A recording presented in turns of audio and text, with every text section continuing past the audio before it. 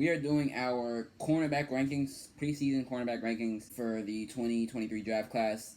Again, this is on Madden for the visual representation. This isn't a Madden video. These are my real life rankings, and I made a draft class. So number one corner in the draft is Eli Ricks. Obviously, very physical corner, likes to get up and press you.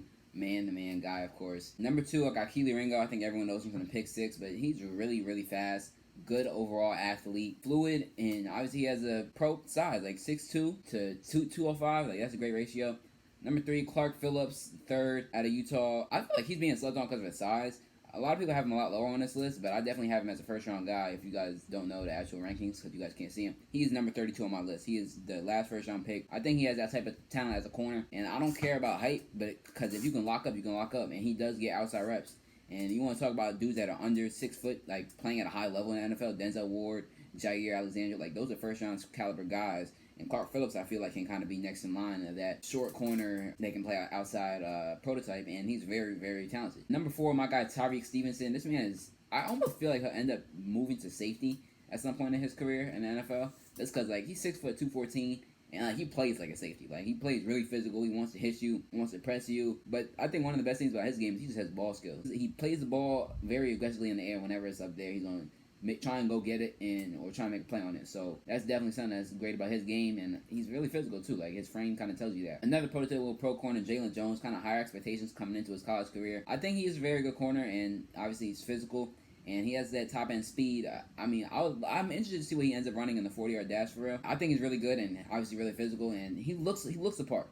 I just want to see more on-field production. And I want to Texas A&M. Let him travel, yo. Like, I don't really got nobody else that should be traveling but him. Number six, I got Cam Smith, obviously. South Carolina, one of the top corners in the nation in college. And you play in the SEC. You play against elite receivers every week. So he's obviously getting that work. Very athletic. I always think to that one highlight where he kind of turns around and catches the ball, almost like his receiver toe taps on the sideline. Really an amazing athlete and great coordination too. Tywan Mullen, another one of these 5'10 corners. He does play on the outside of Indiana. I think he's more of a projection to slot in the NFL. But he's really, really physical. Like, in terms of when the ball's in the air, he doesn't press up or anything. When the ball's in the air, he's gonna go compete for it. He's gonna feel his presence in the area, and he's going to make plays. Number 8, we got Garrett Williams. Obviously, Syracuse fans will tell you he's the best corner in the nation. They'll also tell you Sean Tucker's the best running back in the nation. They think everyone on Syracuse is the best, but somehow they go 7-5 every year.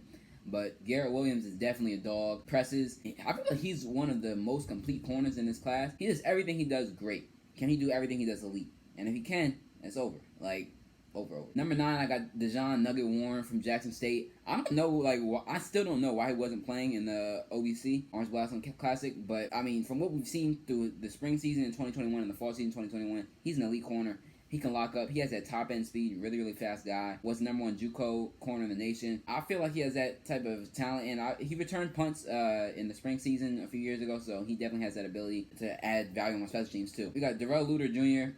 from South Alabama. Obviously, you're going against Sun Belt I'm tripping. He's going against Conference USA competition. People are going to kind of nitpick on that, but he's done everything like you can ask out of a corner at that level thus far in his career, and he's been elite. I would like to see him add some more weight to his frame, but I mean, he's been doing what he needs to do, and it's hard to be a first-round pick out of South Alabama. We'll see what he can do with it. Number 11, we got Trey Hodges-Tomlinson out of TCU, 5'9", 180, plays on the outside. I think that alone at 5'9", playing out the outside shows you how physical he is, and I think he's like 5'8", but they gave him 5'9".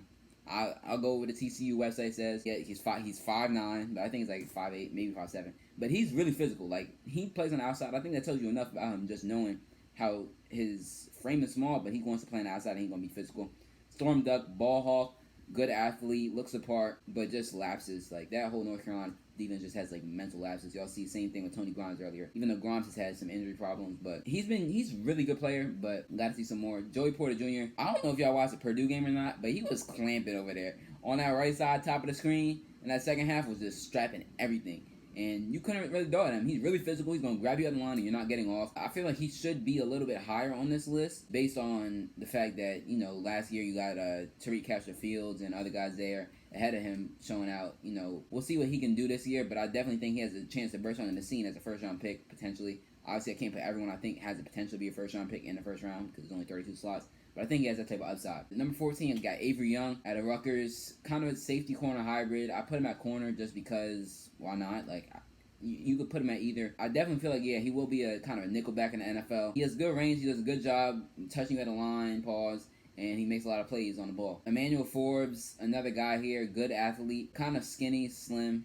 So, just want to see more from him in that aspect. And also, we want to see you do what you did against number twos when Martin Emerson was traveling being the number one. We want to see you do that against ones this season. And then you can kind of jump up on this list a little bit. Number 16, we got Noah Daniels at TCU. Another guy has some injury problems, but man, his athleticism is crazy and just solid player. I don't really have too many issues with him. 17, Caillou Blue Kelly, Stanford, good athlete, and he I think he had a game where he locked Drake London. Crazy tape. He gave him work, but again, want to see a little bit more consistency wise. Number 18, we got Mekhi Gardner. Good footwork for a guy, 6'2", 217. Fluid in his movements. He has a lot of reachability. He can get to a lot of balls, and that's just because of his size, 6'2", 217, which is an odd build for a corner. Usually that a dude like that is an outside linebacker, 4'3" outside linebacker, or a safety. But he's a corner, a true corner, and he's pretty good for it. Kind of slow, so I think that's kind of what knocks him down on his list, but definitely physical. Chris Abrams-Drain out of Missouri. He's really good corner, solid athlete. I feel like in terms of draft prospect, he's like your typical fourth round pick. Just kind of, or solid height, solid weight, solid speed. Nothing kind of jumps off the page. His coverage ability is solid. He's a solid corner. That's what he is. Charles Woods out of West Virginia. Then you got Tony Grimes, we talked about earlier. Sheridan Jones from Clemson to make some plays against Georgia Tech. Stephen Gilmore, obviously better than Stephon Gilmore out there from Marshall. Nobody knows how tall this dude is. He could be 5'9", he could be 6'2". The Marshall website says 6 foot, so that's what we're going with. Seven Banks, obviously Ohio State transfer to LSU. 6'2", 205, prototypical build at corner, and he's really, really good. I think he has a chance to burst onto the scene for LSU this year. Nehemiah Pritchett, kind of same situation as the guy we talked about earlier, and Emmanuel Forbes. We have McCreary going against the ones last year. Let's see what it looks like when you're going against the ones. And your number one guy being Martin Emerson from Mississippi State. And for Auburn, you have Roger McCreary, who left. DJ Graham, he had that one crazy pick. Solid coverage guy, makes a lot of plays. Kyrie Jackson, I think everyone kind of knows him for getting burned in the national championship game, but still good speed and obviously 6'3", so that's obviously a value at corner, especially if you can run and just that range and upside, and he can really get his technicalities together. He's going to be great, and just a great dude in general. Rejon, I don't know how to say bro name, but all right out of Oregon State. Really solid corner. He plays physical and he likes to hit people. Latavius Brini for Arkansas is kind of the same build as Mekhi Gardner, as we talked about earlier, but for Arkansas, he does a good job being physical and kind of bringing that presence. You see a lot of that from these guys. I think that's what the NFL game wants. You just want someone who can kind of slow down someone at the line and kind of disrupt the passing game, so that's why you see a lot of guys like that. Outblade Jr. some injury concerns throughout his career, but he's been solid. Jacorian Bennett, low 4'4" guy. We got to see a little bit more from him in the coverage aspect, but he's been really solid throughout his career. Cam Brown, extremely fast. Want to see a little bit more in terms of coverage. Obviously, prototypical corner starts at Ohio State will probably get drafted just because of that alone, and just the type of scheme Ohio State likes to run, man cover 3, it translates well to the pros. Mekhi Blackman for USC transferring over from either Wyoming or Colorado. I want to say Wyoming, though. Solid corner, got to put on some more weight. Azizi Hearn for UCLA. He transferred to, forget from where, but he's solid. Stephen Jones Jr., I think he had 4 or 5 picks last year. Really, really good season, and he put some good tape together. He's a ball hawk for sure.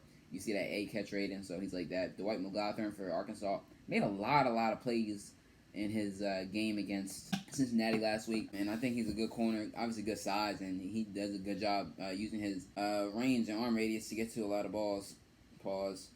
BJ Bowler, we're not talking about the JSU game. That man got torched. I've seen him play in the UNC game, so you get to see what it will look like. Him against Josh Downs was a matchup I was really looking forward to before he was declared ineligible. Jarek Bernard Converse here, another LSU corner. Only so many of these guys can be drafted, so take that kind of with a grain of salt.